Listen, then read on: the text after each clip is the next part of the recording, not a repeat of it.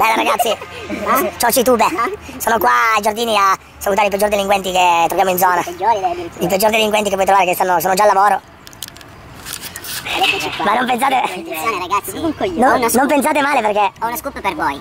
potete pure notare che è tabacco, quindi No, so. però C'è una cosa che... al signor Frank gli è caduta la missa. Quindi non si fa più niente, si fa più niente. Quindi manco la sigaretta di tabacco possiamo girare. C'è il vento, ce la sarà fumata per noi. Il vento? Il vento. Comunque ragazzi, seguiteci qua. Piazza Girocco, qua 24 ore su 24. Se non ci seguite, sono cazzi vostri. Palate. Adesso guarda, mi tolgo il caso. Faccio un sopra ci alzato una basta. Non devi parlare. Peggio per te. Allora, voi che ci dite? E tu non ti inquadri? Io non mi inquadro, tranquillo. Sì, inquadrati, ma ti inquadro io. Ma cosa ci dite allora? Facciamo cambio di posizione. Ma cosa ci dite? Non lo so. Vai. Che giri? Mettiti seduto. Vai. Vai, tu col fratello. Allora, Dai, dai. stasera. No, non schieriamo nessuno di mazzato, Che dai. pigliamo la mazza? Stasera facciamo una bella cosa, un qualche night club. Paga Joseph. Va bene. Io pago, ma che cazzo pago? Guardiamo due belle ragazze potenti, ci godiamo lo spettacolo. Ragazzi, c'è un occhio chiuso perché ho il sole in faccia, però io... Non è il sole. No, il sole, guarda. È la spesa del sole. No, minchia, c'è il coso che mi riflette negli occhiali. Ma certo, raccontiamo qualche serata, dai. Dai, racconta qualche Una serata, molesta che abbiamo avuto per sboccare. Ricordate? No, sboccare non sono il caso. Magari... C'è chi sbocca? Mafia. Mafia.